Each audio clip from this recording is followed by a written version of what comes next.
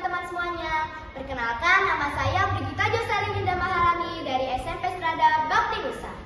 Pada kesempatan yang indah kali ini, saya akan menceritakan sebuah kisah yang berjudul Legenda Timun Mas.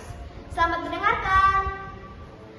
Alkisah, di sebuah desa yang subur, tinggallah seorang janda tua bernama Mbok Srini. Ia hidup sebatang kara dan ingin mendambakan kehadiran seorang anak. Tiap hari ia berdoa kepada Tuhan agar Tuhan mengaruniakannya seorang anak. Ya Tuhan, karuniakanlah aku seorang anak yang dapat menemaniku di masa tua. Ketika Mbok Srini sedang berdoa, tiba-tiba muncul sesosok raksasa besar yang muncul. Raksasa itu bernama Buto Ijo. Langkahnya yang menggelegar bumi membuat Mbok Srini ketakutan. Ampun Tuan raksasa, jangan makan aku. Aku ini sudah tua. Hahaha, aku tidak memakanmu, janda tua. Bukankah kau ingin mempunyai seorang anak? Aku bisa memberimu seorang anak. Namun dengan syarat, ketika ia berusia 17 tahun, kau harus menyerahkannya kepadaku untuk kumakan. Mbok Srini pun menyetujui syarat itu. Lalu Buto Ijo pun memberikan segenggam biji mentimun kepada Mbok Srini. Rawatlah dan tanamlah, maka kau akan mendapatkan yang kau inginkan. Mbok Srini pun menanam dan merawat biji mentimun itu dengan penuh kasih sayang. Sampai di suatu hari, biji mentimun itu berubah menjadi timun-timun yang besar dan segar. Namun, ada satu timun yang berbeda dari yang lainnya. Timun itu berwarna kuning keemasan. Mbok Srini yang penasaran pun ingin membelah timun itu.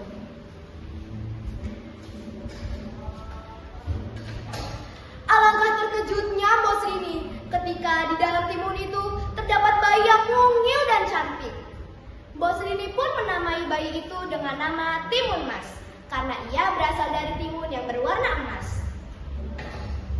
Mbok Srini merawat Timun Mas dengan penuh kasih sayang, sehingga Timun Mas pun tumbuh menjadi anak yang rajin, cantik, dan rendah hati.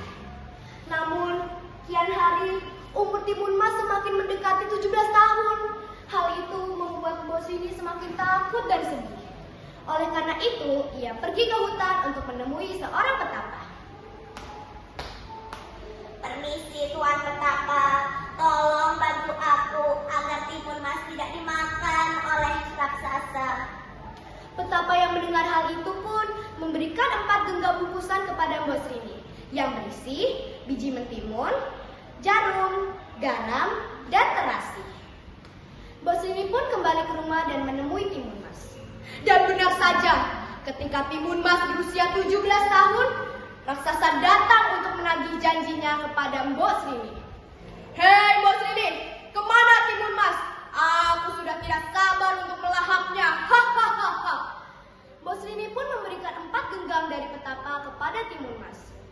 Bawalah ini ketika kau dikejar oleh raksasa.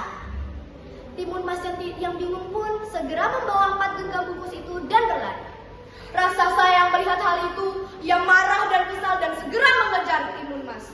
Hei anak kecil, kemari kamu, aku ingin memakanmu. Hahaha.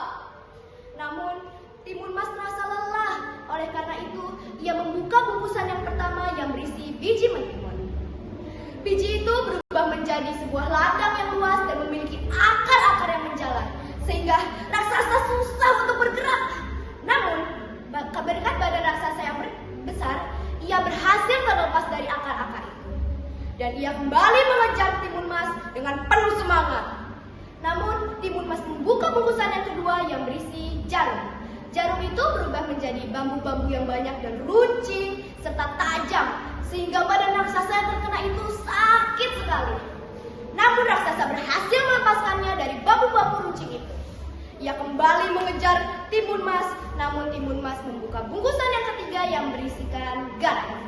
Garam itu berubah menjadi lautan yang luas dan dalam.